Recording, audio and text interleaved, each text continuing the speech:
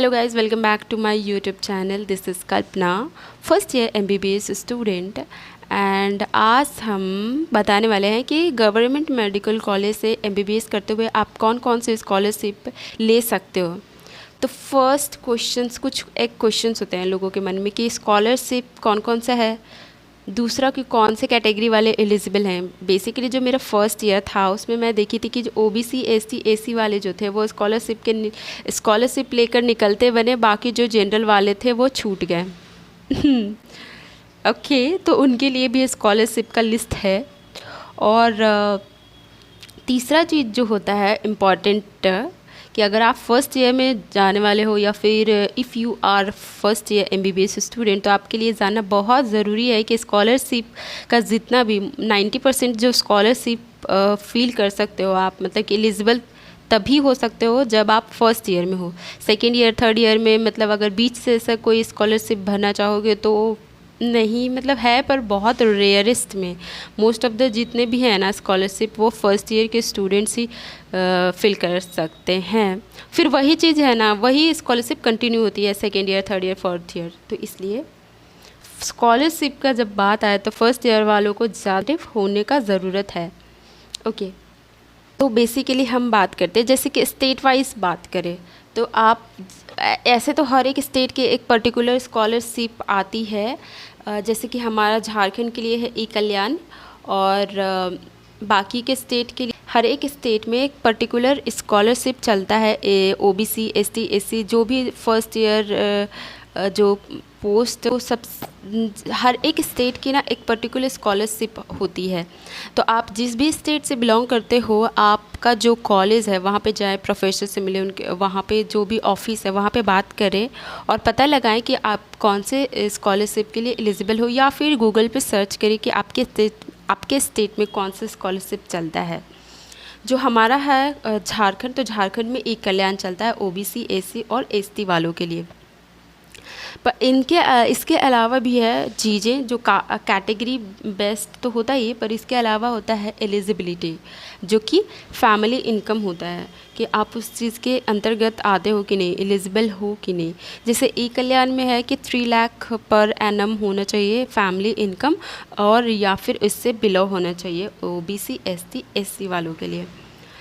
तो ओके, झारखंड के बारे में बता दी। अब देखो जैसे कि स्कॉलरशिप में ये ना सारे स्टेट वालों के बारे में बात करी कि जैसे जब आप फर्स्ट ईयर में जाते हो, एंटर करते हो, तो स्कॉलरशिप तुरंत से नहीं मिलने लग जाता है। आपको पहले जाके ऑफिस में पता करना होगा, बात करना होगा, फिर बोनाफाइड बनाना होता है, फिर आपके फैमिली इनकम सर्टिफिकेट बनाना होगा, और फिर उसके बाद इन सब चीज़ों को लेकर अप्लाई करना होगा।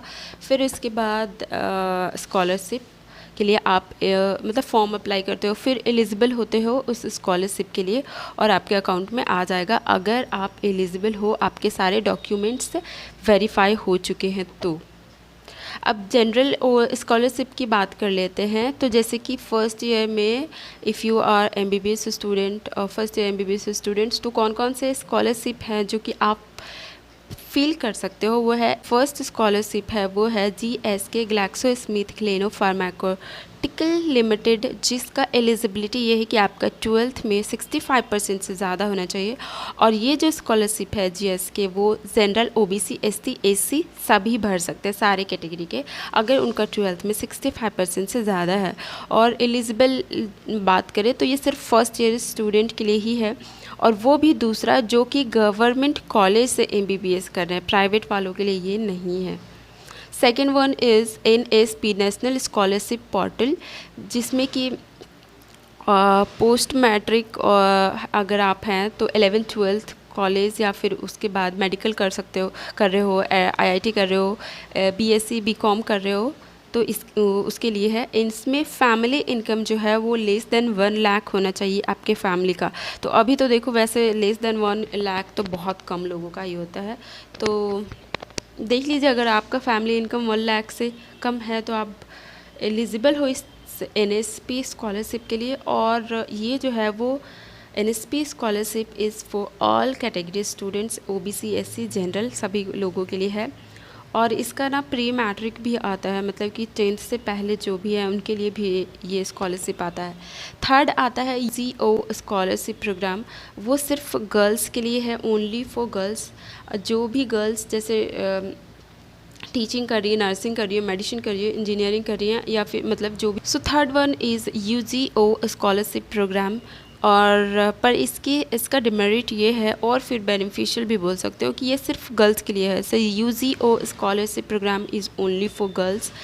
अगर ऐसे लड़कियां जो टीचिंग कर रही हैं, नर्सिंग कर रही हैं, मेडिसिन कर रही हैं, इंजीनियरिंग कर रही हैं, तो उन सब के लिए है। और इसकी एलिजिबिलिटी क्राइटेरिया की बात करें तो वो 10th और 12th में मार्क्स जो है वो 70% से ज़्यादा होना चाहिए। फैमिली इनकम जो है वो 6 लाख से कम होना चाहिए पर एनम की बात करें। एंड लास्ट में एक स्कॉलरशिप जो है 4th नंबर पे मैं बता रही हूँ, वो है FFE स्कॉलरशिप, जिसमें क्या होता है कि ये स्कॉलरशिप की बात करें हम तो इसका ये आपको 60,000 to 80,000 पर ईयर आपको प्रोवाइड करती है। लेकिन अगर आप किसी साल आपका जो ये ना मतलब आपके